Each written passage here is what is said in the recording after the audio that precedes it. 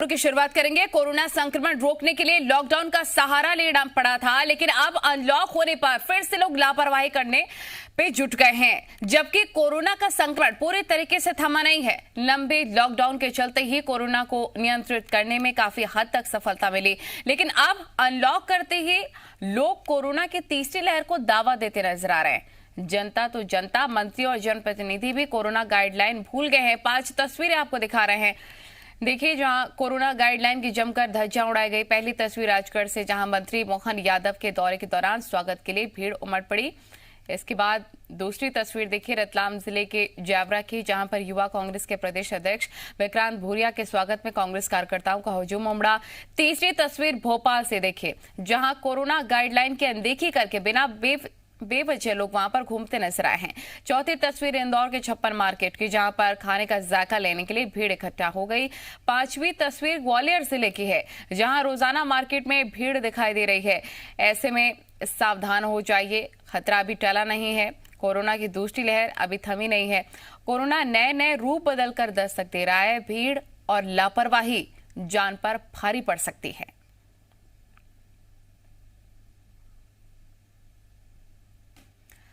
एक और जहां सीएम शिवराज सिंह कोरोना की तीसरी लहर से बचने के लिए लगातार लोगों को सचेत कर रहे हैं, वहीं पर उनकी सरकार के उच्च शिक्षा मंत्री कोरोना गाइडलाइन की धज्जियां उड़ाते नजर आ रहे हैं।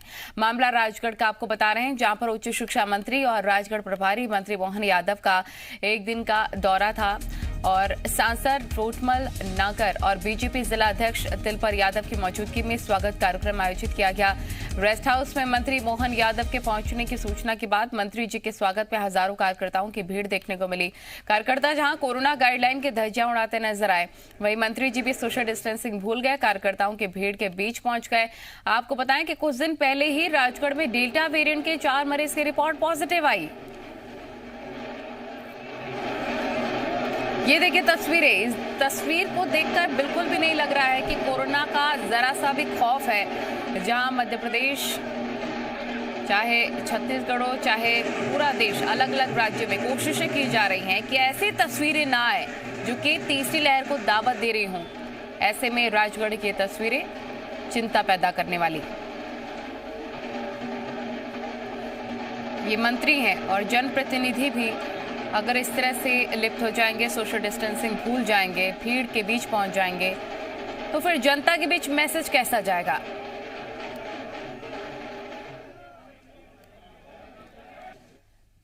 वहीं यूथ कांग्रेस प्रदेश अध्यक्ष विक्रांत भूरिया नीमच जाते वक्त रतलाम के जावरा में रुके और इस दौरान उनके स्वागत के लिए बड़ी संख्या में कार्यकर्ता इकट्ठा हुए, लेकिन कार्यकर्ताओं के चेहरे पर ना तो मास्क दिखा, ना ही सोशल डिस्टेंसिंग का पालन किया गया।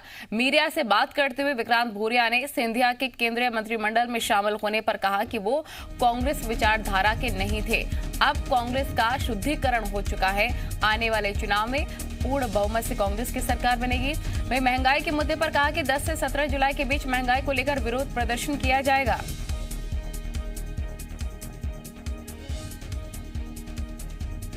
20 बीजेपी सरकार में ऐसा कोई वर्ग नहीं बचा जिसका ये बीजेपी सरकार में शोषण नहीं हुआ है। बिजली के दाम इतने ज़्यादा बढ़ गए हैं, आज रास्ते में हम आए तो इतने ज़्यादा बिजली को लेकर बिलों को समस्या आई है। अब इसको लेकर पूरे मध्य प्रदेश में ज़बरदस्त बड़े स्तर पर आंदोलन होने जा रहा है। 10 से 17 तारीख के बीच में पूरे प्रदेश में साइकिल यात्रा निकाले जाएंगी, थाली थाली के प्रोग्राम करे जाएंगे ताकि ये सोई हुई सरकार को जगाया जा सके। कोविड और पोस्ट कोविड के दौरान झाबुआ का कड़कनाथ मुर्गा इम्यूनिटी बढ़ाने में मददगार साबित हो सकता है। ये हम नहीं कह रहे हैं, बल्कि दावा किया है झाबुआ के कृषि विज्ञान केंद्र ने। और इसी को लेकर अब कृषि विज्ञान केंद्र ने Indian council of medical research और डिपार्टमेंट ऑफ हेल्थ रिसर्च की एक चिट्ठी लिखी है, जिसमें दावा किया गया है कि कड़कनाथ मुर्गे में हाई प्रोटीन, जिंक, विटामिन होने के साथ ही लो फैट और कोलेस्ट्रॉल फ्री भी वो होता है। सिर्फ कड़कनाथ मुर्गा ही नहीं, उसके अंडे भी इम्यूनिटी बढ़ाने में मददगार होते हैं। ऐसे में कड़कनाथ मुर्गों को कोविड और पोस्ट कोविड डाइट प्रोटोकॉल में शामिल किया जाए। चिट्ठी में नेशनल मीट रिसर्च सेंटर और मेडिकल जर्नल में प्रकाशित रिपोर्ट की प्रतियां भी लगाई गई हैं। सभी जो करेक्टर हैं वो ऐसे आइडियल हैं और हमारे कुछ साथ के लोग हैं जिन्होंने अभी इस दौरान यहाँ पर अपने इसका सेवन किया और उसके बहुत अच्छे रिजल्ट मिले हैं। तो मैंने कहा कि यदि इस चीज़ को हम ICMR को लिख रहे हैं, हो सकता है यदि वो अपने इसमें डेली डाइट में इसमें शामिल कर लें तो निश्चित ही इसका उत्पाद मतलब फ़ायदा भी होगा लोगों को और साथ ही साथ कड़कनाथ की भी पहचान पूरे देश में और अच्छी तरीके से बन पाए। भोपाल में मुख्यमंत्री कोविड-19 बाल सेवा योजना के तहत मंत्री विश्वास सारंग तृप्ति नाम की बच्ची के घर पर पहुंचे। मंत्री ने बच्ची को योजना के तहत मिलने वाले लाभ की जानकारी दी और स्वीकृति आदेश भी दिया। बच्ची को अब हर महीने 5,000 की सहायता राशि दी जाएगी, साथ ही हर महीने राशन भी मुहैया कराया जाएगा। साथ ही योजना के तहत उसे निःशुल्क उच्च शिक्षा भी दी जाएगी। तृप्ति के माता पिता की मौत कोविड से हुई है। तृप्ति बास्केटबॉल प्लेयर भी है। तृप्ति के साथ ही कुल 3 बच्चों को योजना का लाभ मिला और इसी के साथ ही केंद्र सरकार के कोरोना से लड़ाई में 23,000 करोड़ के इमरजेंसी हेल्थ पैकेज पर मंत्री ने कहा कि प्रधानमंत्री नरेंद्र मोदी ने बड़ी सौगात दी है। हम सब मिलकर कोशिश कर रहे हैं कि तीसरी लहर नहीं आए, लेकिन अगर तीसरी लहर आती है तो उसकी लड़ाई के लिए 23,000 करोड़ का प्रावधान किया गया है।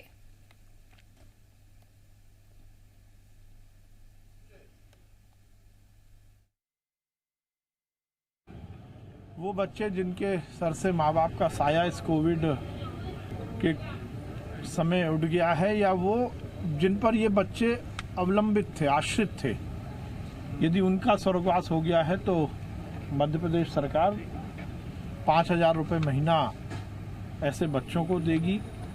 उनकी उच्च स्तर की पढ़ाई, हायर एजुकेशन तक की पढ़ाई का जिम्मा सरकार लेगी। 21 साल तक उनको निःशुल्क खाद्यान्न उपलब्ध कराया जाएगा। इस देश के यशस्वी प्रधानमंत्री नरेंद्र मोदी जी को बहुत साधुवाद करता हूं। जिस प्रकार से कल लगभग 24,000 करोड़ रुपए कोरोना के उपचार के लिए और उसकी और सुव्यवस्थित व्यवस्था देश में हो सके उसके लिए जो प्रावधान किया है केंद्र सरकार ने, ये एक बड़ी सौगात दी है। हम सबकी भगवान से यही प्रार्थना है कि तीसरी लहर ना आए, पर यदि तीसरी लहर आती है तो केंद्र सरकार ने 24,000 करोड़ का प्रावधान किया है।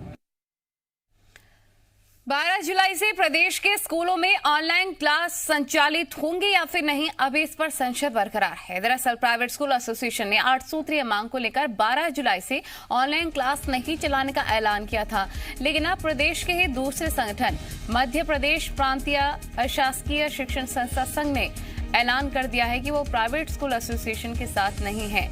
संघ का कहना है कि वो बच्चों की पढ़ाई से खिलवाड़ नहीं करेंगे और ऑनलाइन क्लासेस चलाते रहेंगे। संघ ने सरकार से आर्थिक पैकेज की मांग को भी लेकर गलत बताया है।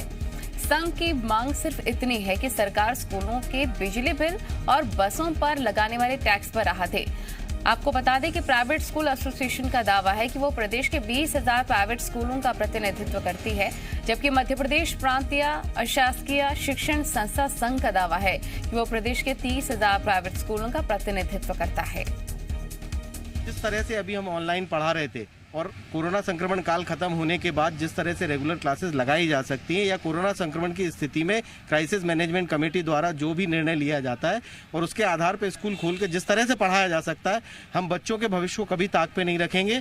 हम अपने विद्यालय चलाएंगे और हम बच्चों को पढ़ाएंगे। हमारे जो बिजली के बिल हैं कमर्शियल, वो घरेलू दौर से कर दें और बसों का फिटनेस परमिट और बीमा जो इन्होंने प्राइवेट बसों के माफ़ करे हैं, ऐसे हम विद्यालय वालों के भी माफ़ कर दें, तो उससे काफ़ी राहत मिल जाएगी। हमारा मानना है कि हमने क्या गुनाह करा है, हम भी तो शिक्षा दे रहे हैं, हमें भी 15-15 के स्लॉट पे बच्चों को मोहल्ला क्लासेज जैसी अनुमति दी जाए। हम पूर्ण SOP के उसमें शिक्षण व्यवस्था शुरू करना चाहते हैं। गुना के कैंट थाने में हिस्ट्री शीटर बदमाशों के 2 गुटों में जबरदस्त हंगामा हो गया। दोनों पक्षों में विवाद बढ़ता गया और उन्होंने SI से भी अभद्रता कर डाली, लेकिन पुलिस ने जैसे ही रवैया सख्त किया, दोनों पक्ष शांत हो गए। दरअसल गुलाबगंज इलाके में मंजीत रघुवंशी और विकास पाटिल नाम के युवकों और उनके साथियों के बीच में विवाद हुआ था। इसकी सूचना मिलने पर कैंट पुलिस ने मौके पर पहुंचकर दोनों गुटों को पकड़ लिया और थाने ले आई। थाने पहुंचने पर भी दोनों अपराधी गुट हंगामा करने लगे। मामला बिगड़ता देखकर पुलिस ने सख्ती बरती और दोनों पक्षों को समझाइश दी। बाद में पुलिस ने दोनों पक्षों की शिकायत दर्ज की और कार्रवाई की बात कह दी। दोनों ही युवकों पर पहले से कई मुकदमे दर्ज हैं। इसी वजह से पुलिस दोनों ही पक्षों के खिलाफ प्रतिबंधित कार्रवाई भी प्रस्तावित कर रही है।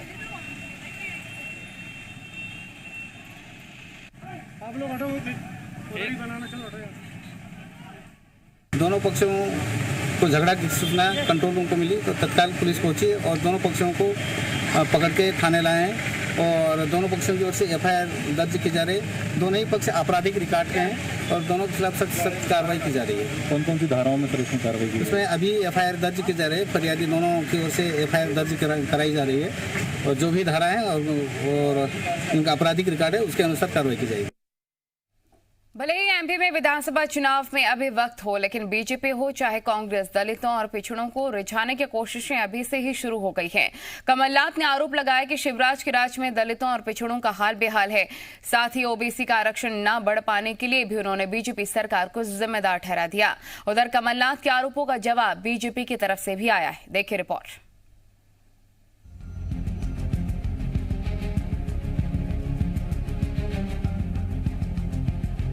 एमपी में भले ही विधानसभा चुनाव में अभी 2.5 साल का वक्त बाकी हो, मगर प्रदेश के दोनों बड़े सियासी दलों ने चुनाव के लिए अभी से तैयारी शुरू कर दी है। एक दिन पहले पूर्व सीएम कमलनाथ ने अपने बंगले पर कांग्रेस विधायकों के साथ मिलकर बूथ, सेक्टर और मंडलम में कांग्रेस को मजबूत करने के निर्देश दिए, तो दूसरी तरफ चित्रकूट में तमाम विषयों को लेकर संघ की बड़ी बैठक शुरू हो चुकी है। इस बैठक में SC/ST वर्ग को एक बार फिर कैसे साधा जाए, इस पर विचार किया जा रहा है। यानी सियासत फिर दलितों और पिछड़ों को रिझाने की कोशिश में जुट गई है। कांग्रेस तो इतनी जल्दी में है कि प्रदेश के राज्यपाल बनने के दूसरे ही दिन मंगू भाई छगन भाई पटेल से मिलने कमलनाथ राजभवन पहुंच गए। कमलनाथ ने राज्यपाल से शिवराज सरकार की जमकर शिकायत की। कमलनाथ ने कहा कि दलित और पिछड़े परेशान हैं और तो और उन्होंने आरोप लगाया कि शिवराज सरकार ने अदालत में मजबूत पक्ष नहीं रखा, इसीलिए ओबीसी का आरक्षण नहीं बढ़ पाया। अनुसूचित जनजाति SC/ST कितने असुरक्षित हैं। कितनी घटनाएं हुई हैं ये देश के इतिहास में नहीं हुई। राज्यपाल जी ने ट्राइबल्स के बीच में समाज सेवा का काम किया है, उनको अनुभव है समाज सेवा का। मैंने उनसे निवेदन किया कि आपका प्रयास रहे, आपकी प्राथमिकता रहे कि हमारे SC/ST प्रदेश के सुरक्षित रहें। मैंने ट्वीट किया क्योंकि ओबीसी आरक्षण के बारे में हमने ही कदम उठाया था और मैं ये उम्मीद करता हूँ, मांग करता हूँ सरकार से कि इसे जो हमने नीति बनाई थी ये इसको लागू करें। कांग्रेस जहां दलितों और पिछड़ों को साधने की कोशिश में जुटी हुई है, तो वहीं कमलनाथ के आरोपों का जवाब बीजेपी ने भी दिया। बीजेपी ने पलटवार करते हुए कहा कि कमलनाथ सरकार में दलितों और पिछड़ों का हाल बेहाल था। आरक्षण के मामले में भी बीजेपी ने कमलनाथ को घेरा है।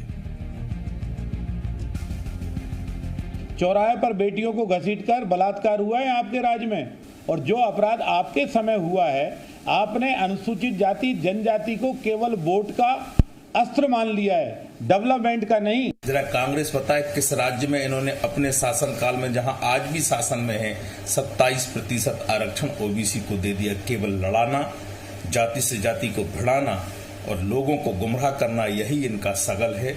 केवल और केवल इसी तुष्टीकरण की राजनीति करते हैं। अब सवाल यह है कि दलितों और पिछड़ों की हालत पर चिंता तो जताई जा रही है, लेकिन क्या दोनों वर्गों के लिए पर्याप्त काम हो रहा है?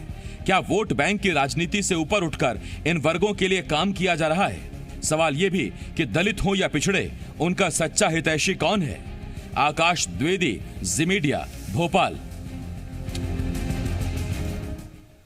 बैतूल में एक रेप पीड़िता को केरोसिन डालकर जिंदा जलाने की कोशिश का मामला सामने आया है। घटना को अंजाम देने वाली कोई और नहीं बल्कि आरोपी की पत्नी है। आरोप है कि महिला ने न सिर्फ पीड़िता को जलाने की कोशिश की बल्कि उसे केरोसिन भी पिलाया। युवती को गंभीर हालत में जिला अस्पताल में भर्ती कराया गया। जानकारी के मुताबिक मुल्ताई थाना इलाके के प्रभात पट्टन क्षेत्र के रहने वाले युवती पर गांव के ही रीना पिहारी नाम की महिला ने मिट्टी का तेल उड़ेल दिया। उसे जबरदस्ती मिट्टी का तेल पिलाने की कोशिश भी की, जिसके बाद युवती बेहोश हो गई, जिसे मैदान में पड़ा देखकर लोगों ने परिवार को जानकारी दी और उसे अस्पताल में भर्ती कराया, जहां गंभीर होने के बाद उसे जिला अस्पताल भेज दिया गया। आरोपी महिला के पति विजय पर युवती से रेप का आरोप है, जिस मामले में वो जेल भी जा चुका है।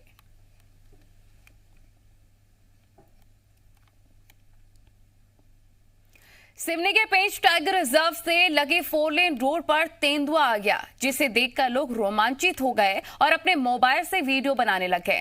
4 लेन के कुर्रई घाटी ओवर ब्रिज के ऊपर तेंदुआ आ गया, जो सड़क किनारे करीब आधे घंटे तक बैठा नजर आया है।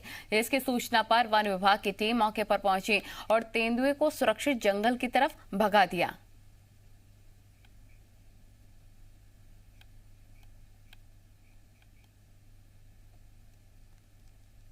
ये तस्वीरें देख सकते हैं आप, ओवर ब्रिज पर ये तेंदुआ आकर बैठ गया और लगभग घंटों भर यहाँ पर ये बैठा रहा, जिसे देखकर लोग काफी ज्यादा रोमांचित हो गए।